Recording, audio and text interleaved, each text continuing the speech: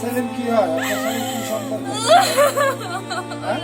আমার সম্পর্ক সেলিম তো ওর সাথে আমি স্বামী স্ত্রী মানে ছিলাম। ওর শেষ করে দিন আল্লাহ, আমি মরে যাব, আমি বাঁচব না।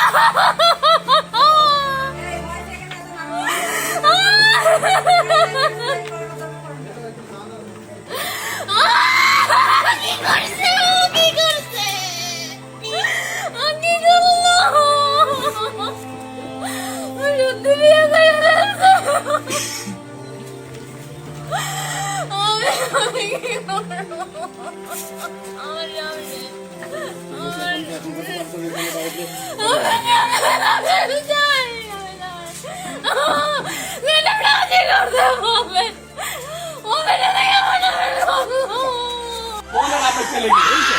আমার সামনে মেয়ের জীবনটা নষ্ট করে। কি করবেন এখানে? আপনি কি করবেন? নিয়ে উঠাইছে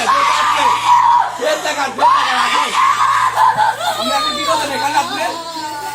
আপনার ছেলের দোষ, ছেলের দোষ, আপনি তারা দোষ নেই। প্রমাণ চিনতে আসছে। আপনি করবেন, আমরা কত পাচ্ছি? আপনি পারলে কিছু করে নেন। আপনি কোন দেন, কোন দেন? মেনে নিতে হবে, মেনে নিতে হবে, নাহলে আমি অন্য ব্যবস্থা নিব, আর নাহলে আমি সুইসাইড করবো। আমি ওরা এত বলছি তোর ফ্যামিলির জানা, তারা জানাই, আর ওরা বিয়ে দিয়েছি গতকাল রাতে, গত পরশুদিন। আমি ওরা এত বলছি যে দেখো তোমার ফ্যামিলি যেহেতু তোমার বিয়ে দিতে চাইতেছে, তুমি আমার ব্যাপারটা, আমার জীবনটা ধ্বংস করে দিয়েছে। ওর ফ্যামিলি শুধু ব্লেম করতেছে যে আমি নাকি ওদের ফ্যামিলির সাথে যোগাযোগ করি না। আমারে বারবার বলতেছে যে তুই যদি আমার ফ্যামিলির সাথে যোগাযোগ করিস অনেক খারাপ হয়ে যাবে।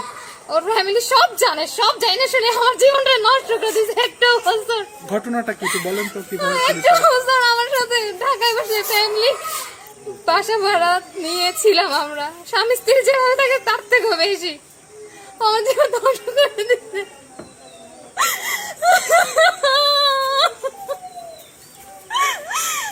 এখন সুন্দর বিয়ে করে ফেলছে, আমি এটা জানি না বিয়ে করেছে।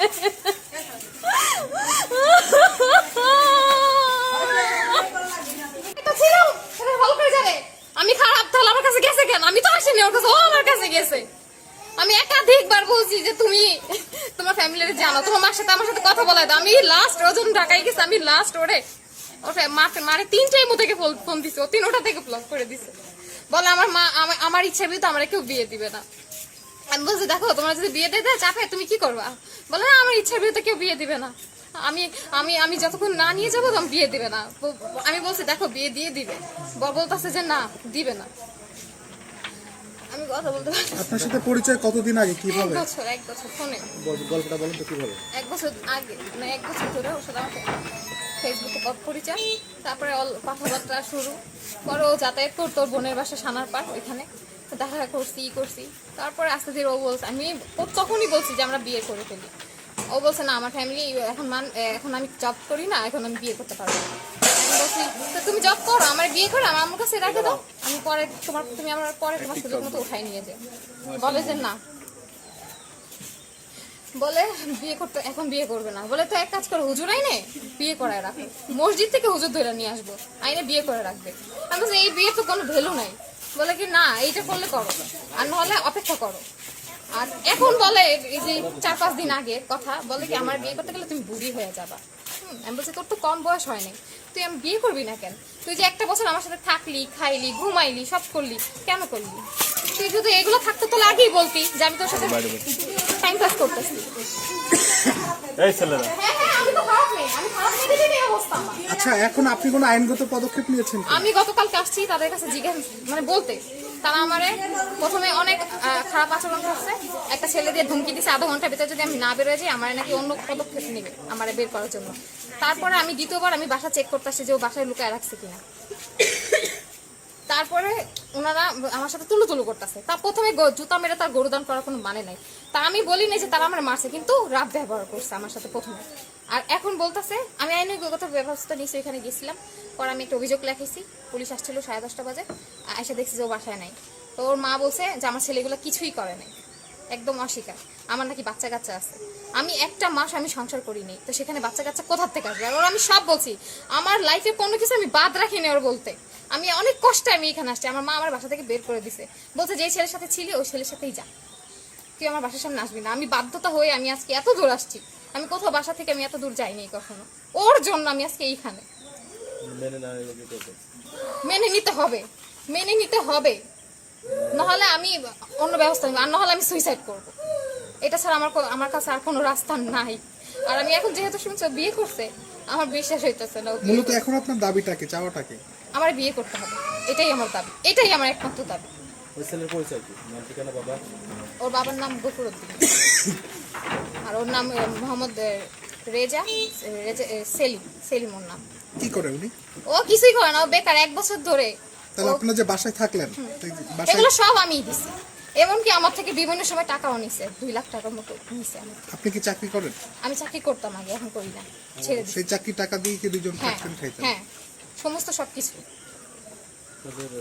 বলেন তো এই কথাটা বলেন। এই কথা। আমার থেকে 2 লক্ষ টাকার উপরে নিছে। আমি যত খরচা পাতি আমাদের বাসায় রান্না বান্না সব আমি করতাম, ও আমি আমার টাকা দিয়ে করতাম। ও নাকি ওর বাসা থেকে ওর টাকা নিছে সব কিছু। আর এখন ও আমার এরকম করতেছে। আমার লাস্ট আমি পরশুদিন ওর সাথে কথা হয়েছে, ও বলতেছে যে আমি বলছি আমি আসতেছি। ও বলে যে না তুমি আসবে, আমার কি পাবি তুই, আমার এই কথা বলতেছে। আর আমার প্রায় ধমকি দেয় যে তুই এটা করলে কি আমাকে পাবি, তুই এটা কেন করিস। এখন এখানে আসার পরে কি তার সাথে কোনো যোগাযোগ হয়েছে? না না, তার আগে তারা মানে ভাগাই দিচ্ছে ছেলেকে, তার আগে ভাগাই দিচ্ছে। আমি এসে পাই নাই, আমি কিছুই জানি না। আমার সব জায়গা থেকে ব্লক করে দিচ্ছে। ফোন টোন করছিলেন? আমি অনেক ফোন দিছি, আমার ফোন রিসিভ করে নাই, আর ব্লক করে দিচ্ছে। হ্যাঁ, পুলিশ এটা নিয়ে কিছু বলেনি। পুলিশ বলছে আমি দেখতেছি, আসছিল রাতে আর পায় নাই পুলিশে। এখন আমার বলছে যে আমি যদি আইনগতভাবে করি মামলা বা যেটাই হোক ওভাবে নিতে। কিন্তু আমি চাইতেছিলাম যে এগুলো না করে আমি সুস্থ একটা বিচার চাইতেছি, যে ও আমার বিয়ে করবে কি করবে না।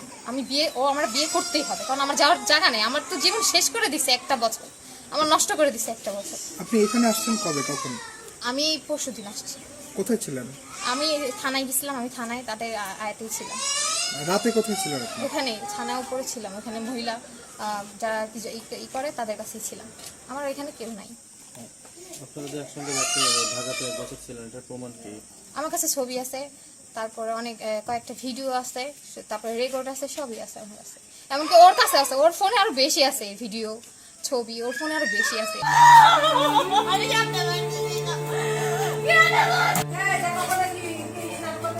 আপনারা মহিলা মানুষ দেখতে পারেন তো, উনি অজ্ঞান হয়ে গেছেন।